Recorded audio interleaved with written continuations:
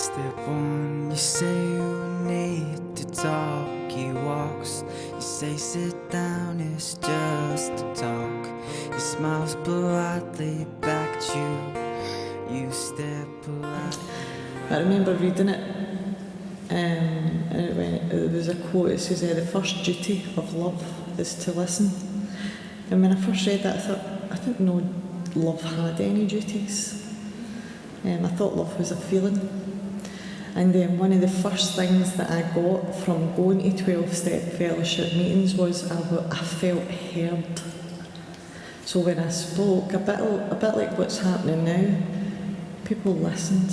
I wasn't interrupted. And being an adult child, I never ever felt heard. And even now, if I'm misquoted, or if someone said, "Oh, she said that," or "he said," I feel very protective of what I say. I'm very careful about what I say because I know how important words are. But yeah, the research couldn't show that. For the first time in my life, I felt heard, and the power of that. When we share in meetings, no one else speaks. I felt heard. I can't convey to you or articulate to you how healing that was. Just to be listened to. So thank you. I'm going to hand you over now to Dr. Al Mooney. Al Mooney is a rarity in his family. Although he has lived his entire life in recovery with his parents and siblings, he is the only Mooney who has never suffered from addiction to drugs or alcohol. He's the president of the Willingway Foundation. He's a family physician, an addiction specialist, and a pioneer in the field of addiction medicine. In 1992, he co-authored the recovery book with Arlene Einsberg, one that many people in recovery value. And he's the co-author of What to Expect When You're Expecting books too. He's a medical journalist, and the recovery book was the first book to explain exactly what a recovering addict and his or her family will face during the early years of living clean and sober. Please welcome Dr. Al Mooney.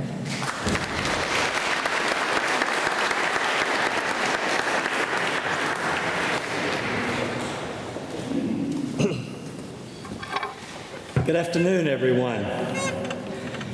I hope you can understand me. You speak English, I speak American. And not only that, I speak Southern American, which sometimes can be even more difficult. But it's wonderful to be here. I don't have the time to express my gratitude for what you're doing in the UK. I'm thankful for some of the things that I've lived in recovery. I'm 67 years old this month. And I was 10 years old when my family found recovery in 1959, when my dad was sent to prison and joined a fellowship called Addicts Anonymous, a fellowship of AA that doesn't even exist anymore. So if you're interested in some of the history and how that came from Alcoholics Anonymous and eventually led to Narcotics Anonymous, I love to talk about those things because they're an important part of my personal recovery in the family with addiction. And I have children. My wife and I have two children, and now we have 4 grandchildren. And so my perspective on recovery continues to mature. Every year I feel like it's all brand new all over again. So if you're in recovery 2 or 3 years and you begin to feel bored, just hang on, because it gets more and more exciting the longer you live in recovery. Even new things this past 2 weeks. I barely made it here. My wife and I have a bucket list of things that I can begin to do in my retirement. And one of those things was to see more of Europe. My wife is an art historian, and we had an opportunity to travel up the Rhine. And in America, 200 years is a long time. In Europe, 200 miles is a long way, I found out. But we've had a chance to travel, and in addition to seeing a lot of art and seeing a lot of history, we were up the Rhine River and in the Moselle River in wine country on a boat with 140 people who had to taste wine every stop. I love James Bond. I felt like a covert operator on a mission from MI6 or something.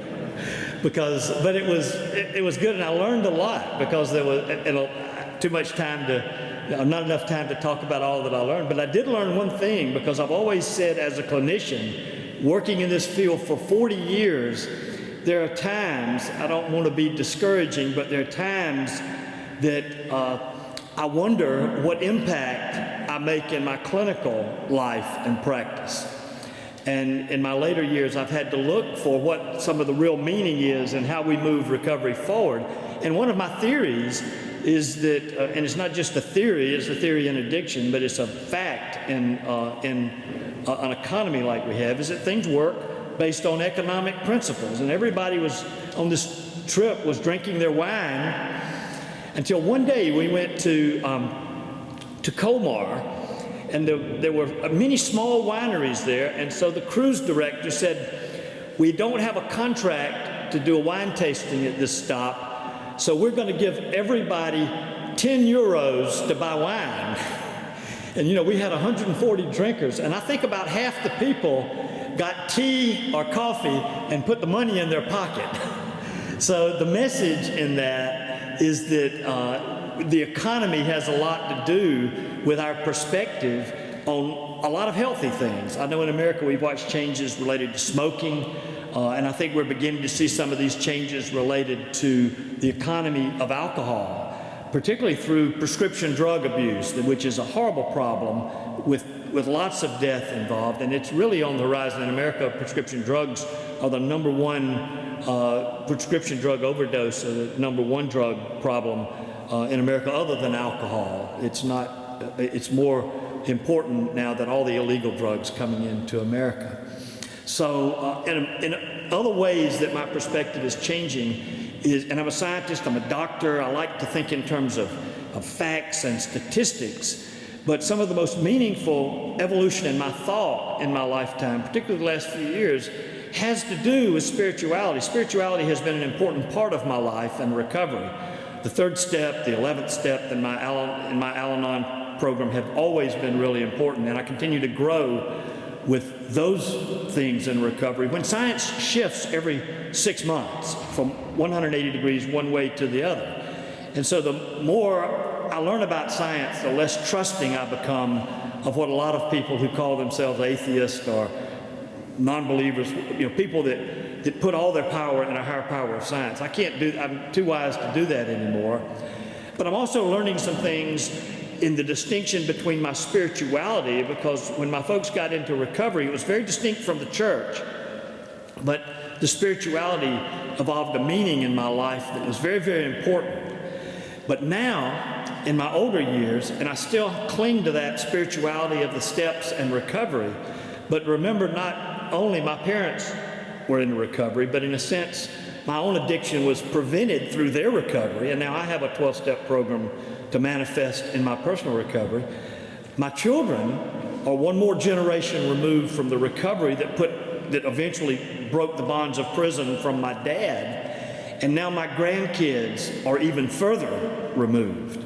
So I've had to rethink the package of spirituality, and I don't have the answers for this yet, but I am encouraged by some progressive spiritual leaders, even outside of the recovery movement now, who are looking at some of the, at least from my perspective, it's Christian beliefs instead of a literal interpretation of our Christian doctrines that are part of my religion. We're looking at it in a less literal, more metaphorical sense. Because so much of what I try to be in my religion, I find conflicts with the spirituality of recovery that I embrace 100%.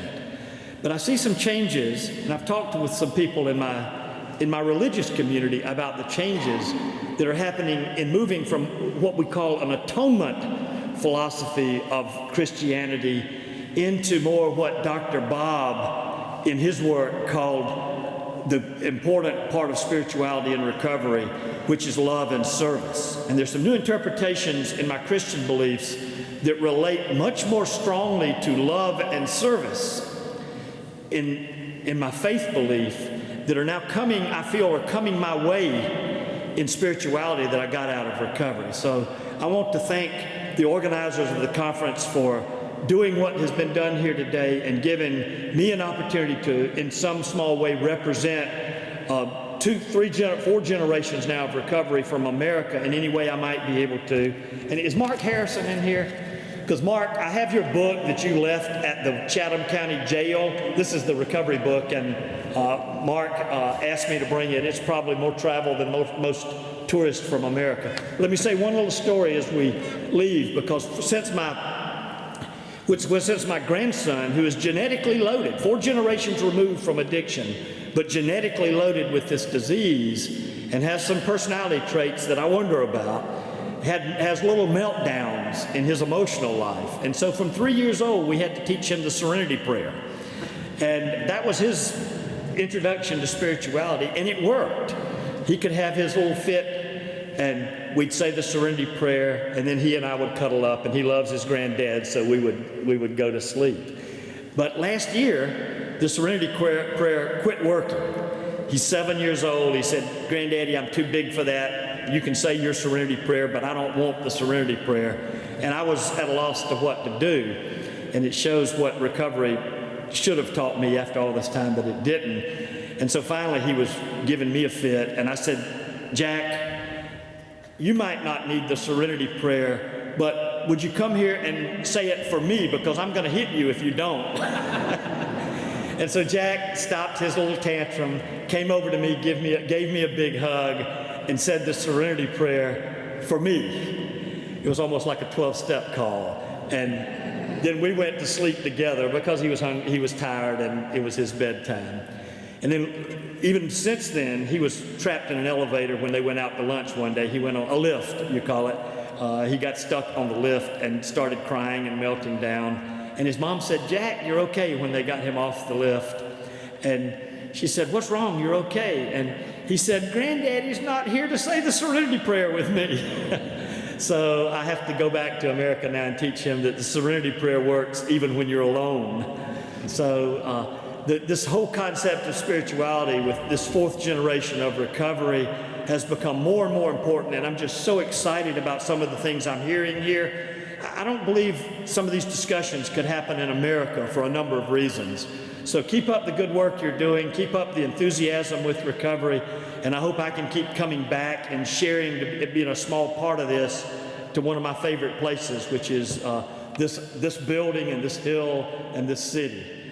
Thank you very much, and greeting again from America.